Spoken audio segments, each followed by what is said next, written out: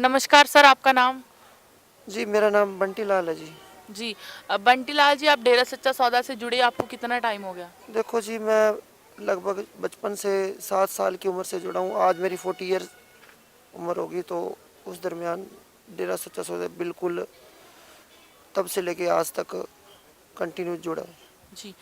Sir, आप डेरा सच्चा सौदा में आते हैं, आप सत्संग भी सुनते हैं, तो क्या सीख आपको डेरा सच्चा सौदा ने दी? क्या गुरुजी सिखाते डेरा सच्चा सौदा में?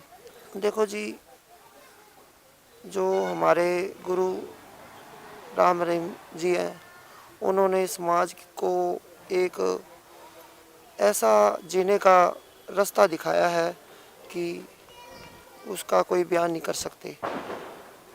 उन्होंने जैसे कोई भी आदमी हो, उसके अंदर एक ऐसा जुनून उन्होंने भरा है, और उन्होंने ऐसी अंदर से जो उनको पावर दी है कि हर काम पॉजिटिव काम बंदा सोचता है, कभी भी ऐसे काम नहीं सोचता भी उनको समाज के अंदर गलत रास्ते पर जो जाना। अगर हमारे आंखों के सामने ऐसे हज़ारों आदमी हैं जिन्होंने शराब, जो नशे के अंदर थे, उन्होंने अपने नशे छोड़े, उन्होंने बुराइयां छोड़ी, और यहाँ तक कि उनकी प्रेरणा के द्वारा हम भी चलते हुए ऐसे बहुत गरीब परिवार थे जिनके नशे छुड़वाए, और उनके हर तरह से उनकी सहायता करने का जो एक हमारे को माध्यम मिला है, तो वो एक डेरा सच्चा सौदा के द्वारा ही मिला है। और हम को तो यहाँ पर ही जो डेरे के अंदर जो गुरुजी हमारे को दिशा निर्देश करते हैं, तो उन दरमियान हम उनकी प्रेरणा पर चलते हैं जी। जी। सर, आज गुरुजी के समाज में ना होने के कारण क्या कमियां आ चुकी हैं? क्या बुराइयां महसूस होती हैं आपको समाज में? देखो जी,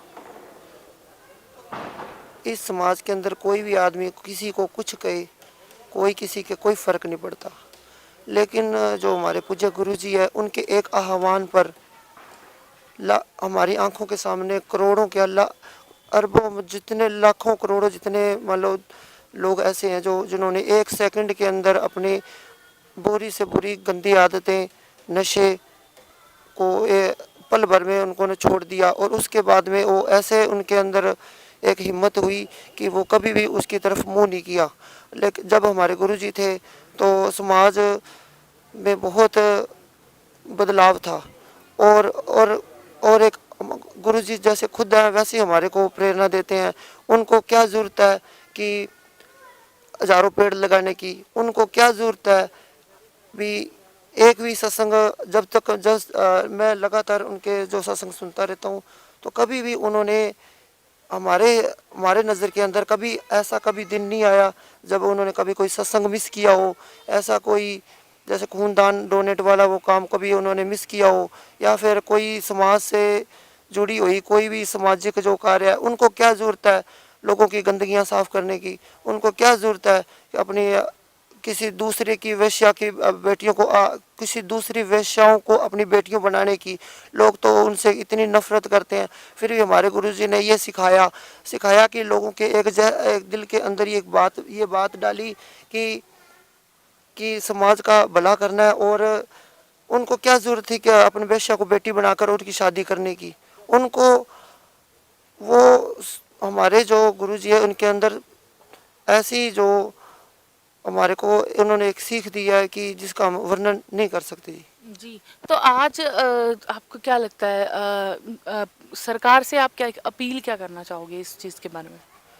देखो जी, मैं सरकार से यही अनुरोध करना चाहूँगा कि हमारे जो गुरुजी हैं वो बिल्कुल पाक पवित्र हैं, और उनके कहने पर अगर अपने सारे देश का भला होता है, उनके कहने पर जो आदमी अपनी बुराइयां छोड़ता है। और सरकार से ये मैं कहना चाहूँगा कि वो हमारे जो इस जो षड्यंत्र के तहत जो हमारे गुरुजी को फंसाया गया है, तो वो एक बार उनको दोबारा देखे और इस पर थोड़ा विचार करे, और हमारे गुरुजी को रिहा किया जाए।